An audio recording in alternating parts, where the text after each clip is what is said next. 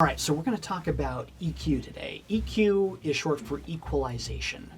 Basically, EQ is where we look at different frequencies in a sound wave, in a song, in a track, in a mix, and use it to adjust the sound.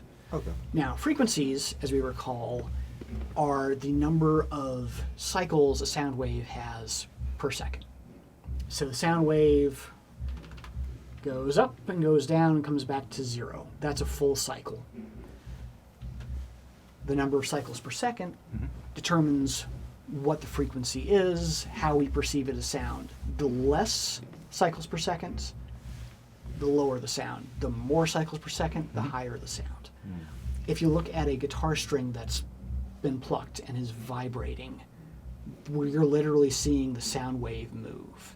You're literally seeing, faster than we can count, the vibrations. Like a low E string on a guitar is, I think, about 120 cycles per second. That means it's vibrating 120 times per second. The low A on a piano is about 27 cycles per second, depending on how it's tuned. Hopefully it's in tune. Can you count 27 in 1 second? Probably not. I've tried. I can't. And that's just it's just too fast. We can't control time like that yet. Maybe someday. So that's the low end. You know, we get the low frequencies, and the high end we go up to human hearing. We perceive sound from 20 hertz or 20 cycles per second up to 20,000 hertz or 20,000 cycles per second. Wow. Usually at that point we're saying 20K, 20 kilohertz, 20, kilo being 1,000, hertz being cycles per second. That's the standard range of human hearing. If you have major hearing loss, well, that's terrible. Make sure you wear your earplugs. Always wear earplugs if you're going to a loud concert or, working around jet engines or something insanely loud. Got it. You're an audio engineer. Don't get a job working at a jet engine. So, human hearing, cycles per second, frequencies, EQ. When we're dealing with different instruments, they have their fundamental frequency, the sound we generally associate with their pitch, with their frequency, with the notes. And then they have harmonics, they have overtones, they have other things. We're trying to get it to sound good in the context of both the instrument and the context of both of the song. If it sounds good, great. If it doesn't sound good, we change it until it sounds good. Okay. So what I've got here is a kick drum. Let's go ahead and just listen to that. There's nothing to be done to it. This is just the raw file.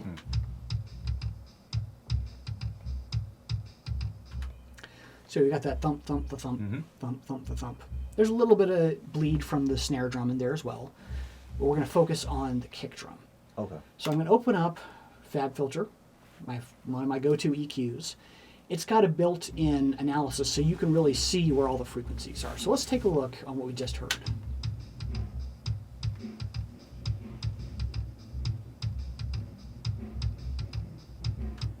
All right. So we're going to go ahead and take a look. We've got a big impact at 106. We've got kind of low around 353 and 883. And then we've got a little peak at 3.7 kilohertz. So we're going to go ahead and isolate. Let's go ahead and hear what we got going on here at 102. What do you hear? I can still hear the thump. Yeah. So that's the thump. That's probably what we consider the fundamental frequency of the kick drum. What was the other one? 3.7. Let's hear what we got there.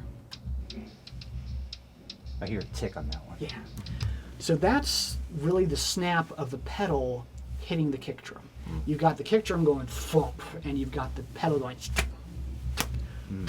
thump. You combine those two,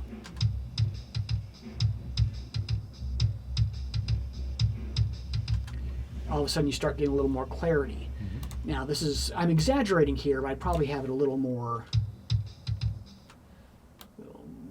lower. High. And a lot of this, bear in mind, we're just listening to the kick drum here. Okay. So we're just trying to make the kick drum sound really, really good. When you put it into the full mix, you might not be as drastic, you might be more drastic. Everything with this kind of study, with this kind of application, it's all subjective. We understand that the kick drum is producing a sound and we're perceiving it in these different frequencies. But once we put it into the song, once we combine it with the bass guitar and the piano and the sousaphone and the Tuvan throat choir, whatever we're recording or whatever we're mixing, we got to put everything together so the whole thing has to sound good. We like to think about mixes as achieving a clarity of sound. Now, what clarity means, what good in the context of a mix means, depends a lot on the style, depends a lot on the artist, depends on what the songwriter is going for. You're not going to mix a hip-hop song the same way you'd mix a heavy metal song. They just have two different aesthetics. Neither one is right in a general sense, but there is right for hip-hop, and there is right for heavy metal. And there's right for classical, and there's right for jazz, and there's right for whatever you might be mixing. So we're listening to this. Just in this example, I want to get the kick drum sounding super, super good. So I like the low thump. I like that snap. I'm also hearing a little bit of snare in there. Yeah, I hear it. So I'm guessing that a lot of that is down here in the middle.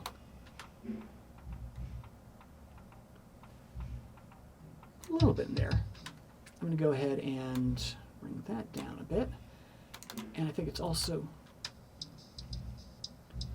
There we go. Yeah, I hear it right there. Yeah. So it's also in the high end. So I'm going to cut that a bit. Not that much. Like there.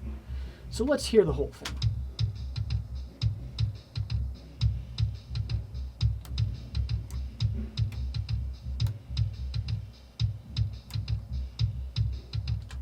Okay.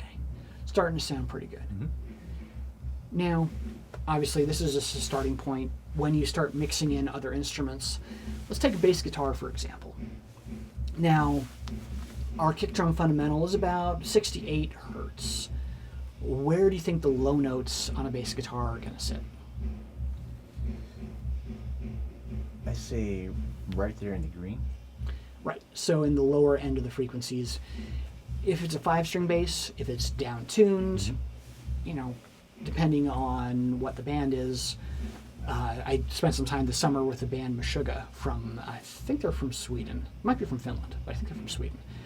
They're notorious for having super low instruments. They tune everything down.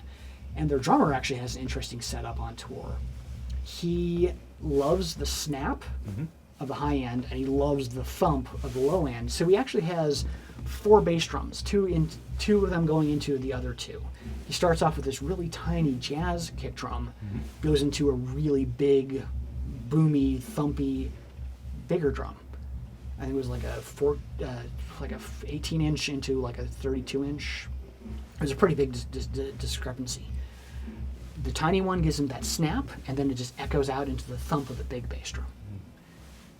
The bass guitars, though, also happen to play in pretty much in the same place. So while here I've got a big bell curve to boost all the low end, when I'm mixing it, if we could silence our cell phones, please. While I'm mixing it, we would get a little tighter. So I'm still getting that thump, but this bit here in the bass guitar, I'm going to go ahead and remove a little bit so that the bass guitar doesn't cloud the kick drum. Okay. But then I would go ahead and boost them over here, probably thereabouts, depending on how the bass guitar sounded. You want to make sure you leave room for everything. So you're going to boost some areas and cut some areas. You're basically creating space for everything to coexist in a mix. We're creating a chance for the music to shine, for all the instruments to speak clearly and come together.